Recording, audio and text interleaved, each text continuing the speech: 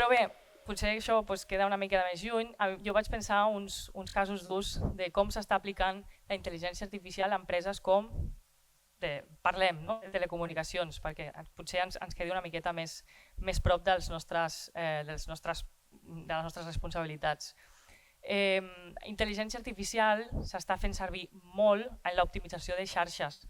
Es fan servir algoritmes de machine learning i de reinforcement learning, que és una capacitat que li dones als models d'incloure dades noves contínuament. Tens les dades amb les que vas entrenar, però a més constantment tens un flux d'entrada de dades noves. Amb això podem fer la predicció de congestions, de fallides, de manteniment preventiu de les xarxes. A més, l'atenció al client està molt a l'ordre del dia. Aquests agents virtuals, a la forma que sigui, ja sigui un chatbot, ja sigui un digital human, com estem pilotant ja a Shiseido, o sigui de qualsevol manera hi ha un agent darrere. Deteccions de frau i ciberseguretat. Això és un camp amplíssim. Cada vegada més hi ha més reptes en el camp de la ciberseguretat i per tant ens hem de posar al nivell, hem de ser capaços de, amb la nova tecnologia, detectar tots aquests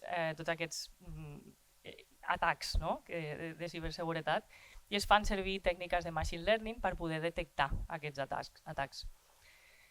En el camp de l'automatització d'operacions és molt freqüent també en els departaments d'IT, automatització de processos, en aquest cas es fan servir també el que se'n diuen RPAs, que no deixen de ser maneres d'automatitzar certs processos i agèntics d'AI per poder optimitzar els serveis.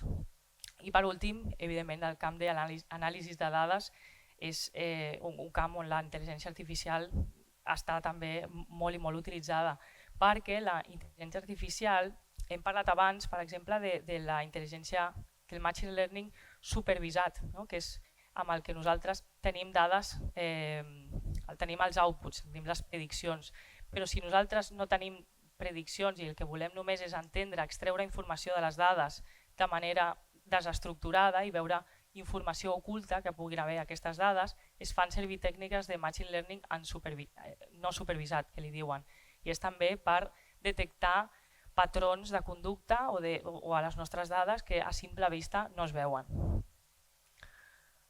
Altres exemples de com es fa servir la intel·ligència artificial, més concret en llenguatge, és per exemple en l'anàlisi de mercats, per exemple IDAPE. Aquesta d'aquí el que fa és ajudar-te a escriure com adreçar-te als teus clients en l'àmbit de vendes, quina és la millor manera perquè sigui més efectiva aquella adreça concreta, com m'he d'adreçar a aquell client concret perquè aquell client m'escolti. En temes de medicina i biomedicina en podem trobar moltíssims, en aquest cas de patologies per tumors, aquest és un model relativament nou. I aquest d'aquí, i això m'obre l'última part de la sessió, és tota la part de creació de contingut. Quan parlem, per exemple, de crear contingut d'un curs, en aquesta web diu crea el contingut d'un curs en qüestió de minuts.